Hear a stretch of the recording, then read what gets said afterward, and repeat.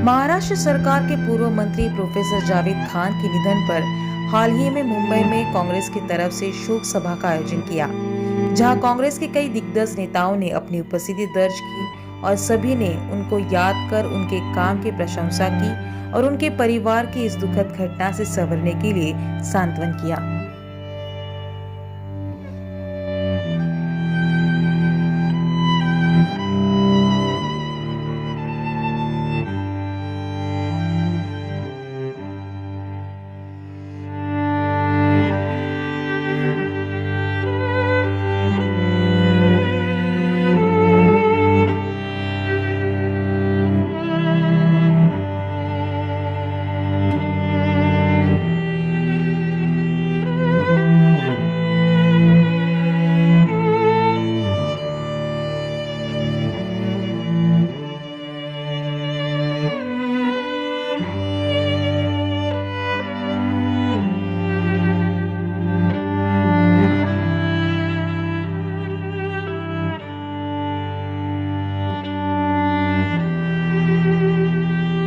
मुझे लगता है कि ये एक संदेश है कि अगर आप ज़िंदगी में कुछ करते हैं लोगों के लिए, समाज के लिए, आवाम के लिए, तो लोग आपके जाने के बाद भी आपके काम के साथ, आपके विचार के साथ, आपके नज़रिए के साथ और आपके परिवार के साथ खड़े रहे। मुंबई कांग्रेस पार्टी की तरफ से इस कार्यक्रम का आयोजन किया गया था और आपने देखा कि कांग्रेस पार्टी तथा अन्य विभिन्न दलों के जो लोग हैं वो बड़ी संख्या में यहाँ पर आए, सबने अपने विचारों को रखा, बड़ी संख्या में लोग भी हैं और सिर्फ ऐसा नहीं था कि कहीं से भीड़ आ गई थी, बल्कि हर आदमी जो आया था वो अपने आप में एक शख्सियत था, एक पर्सनालिटी था। तो एक संदेश बहुत साफ है कि ज़िंदगी आपको मिली है, ज़िंदगी जनता की सेवा करते हुए और जहाँ पर रहिए वहाँ बेस्ट करने की कोशिश करें। जावेद साहब के जाने से बहुत सारे तालीमी इदारे, अंजुमन भी ये महसूस कर रहा है कि हम कहीं उनके जाने से एक बहुत अच्छा दोस्त, एक अच्छा एजुकेशन उसको हमने खो दिया और उसकी मिसालें दी जाएंगी। देखिए, जो आदमी गुजरने के बाद पेंडेमिक के दौर में भी इतने तादाद में लोग उनकी इस महफिल में शामिल हुए, बेपनाह मोहब्बत करने वालों की तादाद देखिए, तो इससे पता आपको लगता है कि उनके चाहने वाले के लिए उन्होंने कुछ अच्छे काम छोड़ के गए। और ये एक शख्सियत ऐसी थी कि जिन्होंने ग्रास रूट से राइज करके मंत्री पद तक पहुँचे थे और आज उनके फर्जन नदीम जी भी एक ग्रास रूट लीडरशिप से आमदार बने जौनपुर के और इनकी जनरेशन दर जनरेशन काम और खिदमत कर रही है और ये चलते रहना चाहिए। और ये एक बड़ा लॉस तो है ही, बट ये जो है एक संसार का नियम है कि एक को आना है, दूसरे को जाना है और तीसरे ने उसका फिर काम आगे बढ़ाना है। तो वैसे ही नदीम साहब ने, मेरा कहना है कि जावेद साहब के बाद वो लेजेंडरी काम जो उन्होंने इस्टेब्लिश किया है उसको इंशाल्लाह आगे बढ़ाना चाहिए। वो एक शख्सियत अपने आप में हैसियत थी और वो हैसियत किसी की उनके ख़ानदान में एक नसीहत के रूप में काम करेंगे। प्रोफेसर जावेद खान साहब ऐसे व्यक्तिमत्व के धनी रहे कि जो उत्तर प्रदेश से बम्बई में आने के पश्चात भी मुंबई करों के दिलों के ताज बन गए थे। एक मृदु समाज स्वभाव का व्यक्तिमत्व जो हमेशा सामान्य जनों को ध्यान में रखते हुए काम करता आया। उस सामान्य की तरह ही उन्होंने अपने आप को ढाला और कभी उन्होंने अपने आप में गरूर लाने की कोशिश नहीं की, तो सबको मोहब्बत और प्यार देने का काम किया। ऐसे महान व्यक्तित्व के धनी प्रोफेसर जावेद खान को आज मैं महाराष्ट्र के ऊर्जा विभाग मंत्री के नाते अपनी हार्दिक श्रद्धांजलि अर्पित करता हूँ। जावेद खान साहब मेरे बड़े भाई जैसे थे। उन्होंने महाराष्ट्र राज्य में जो राजनीति की आके और सभी समाज के बीच में रह के जो उनको कामयाबी हासिल हुई और सभी समाज को लेके जो उनके सुख दुख दर्द बांटने का काम किया, इसके लिए आज वो हमारे बीच में नहीं रहे, इसके लिए बड़ा ही दुख है। क्योंकि हम लोग एनसीपी में साथ में काम किए, पिछले 10 साल एनसीपी में हम लोगों ने काम किया जी।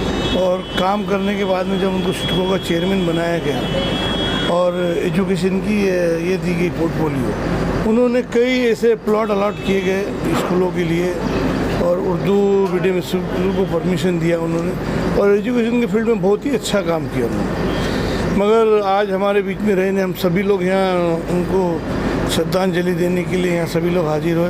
वो सबके मिलके और सबको लेके काम करना चाहते थे। उनको सर्वसमावेशक नेता कहते थे और जनता के साथ जुड़े हुए थे। जिसका जिक्र किया अभी नदीम जावेद ने, दो चीज़ है। वो हाउसिंग के मिनिस्टर थे, तो हाउसिंग में पहला सुधार, ये झोपड़पट्टी सुधार का कार्यक्रम था, वो उसने आगे बढ़ा के झोपड़पट्टी का अपग्रेडेशन का कार्यक्रम दिया, जिसमें झोपड़ा जो 10 फुट का था वो झोपड़ा 14 फुट का बने और उसमें एक माला बने और 2 फैमिली उधर रह सकते हैं। और वो झोपड़ा का पक्का बनाने का कानून नहीं था, उन्होंने झोपड़ा पक्का बनाने का कानून किया। 9 इंच का वो ईंट के साथ आप बांध सकते हैं, ये गरीब के लिए, और उसको अच्छा मकान मिलने के लिए उन्होंने कार्यक्रम किया। बाद में उन्होंने ये SRA का कार्यक्रम लाया, तो हाउसिंग बोर्ड में बहुत बड़ा बदलाव लाया। हज़ारों साल नरगिस अपनी बेनूरी पे रोती है, बड़ी मुश्किल से होता है चमन में दीदावर पैदा। ऐसे ही एक शख्सियत खान साहब थे। उनके बारे में बोलना हमारे जैसे आज की इस नस्ल को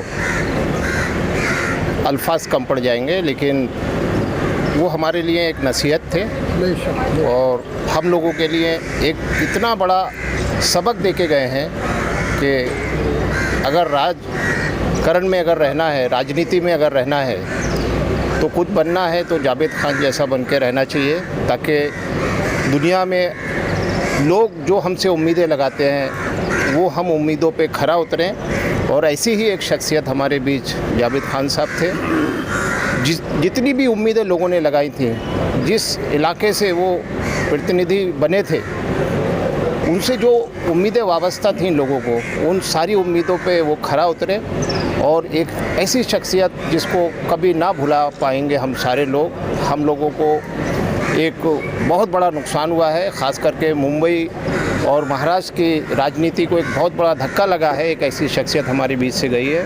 मैं दिल से जावेद खान साहब को, उनके पूरे परिवार को दिल से दुआ देता हूँ कि अल्लाह ताला उनको सब्र जमील अता करे और खान साहब को जन्नतुल फिरदौस अता करे। शुक्रिया। तीसरी जनरेशन हमारी कांग्रेस पार्टी की है। हमारे दादाजी फ्रीडम फाइटर थे, कांग्रेस के मूवमेंट के साथ जुड़े हुए थे, पिताजी हमारे यहाँ पे थे, और हम लोग भी कांग्रेस पार्टी के कार्यकर्ता के रूप में जिले में और राष्ट्रीय स्तर पर काम कर रहे हैं। एक बात मैं ज़रूर कहना चाहता हूँ, गांधीवाद के प्रति और इस देश में सांप्रदायिक सौहार्द के प्रति हमारा कमिटमेंट है। हिंदू मुस्लिम एकता के लिए काम करना चाहते हैं। शिक्षा के लिए हमारे पिताजी का बहुत संकल्प था।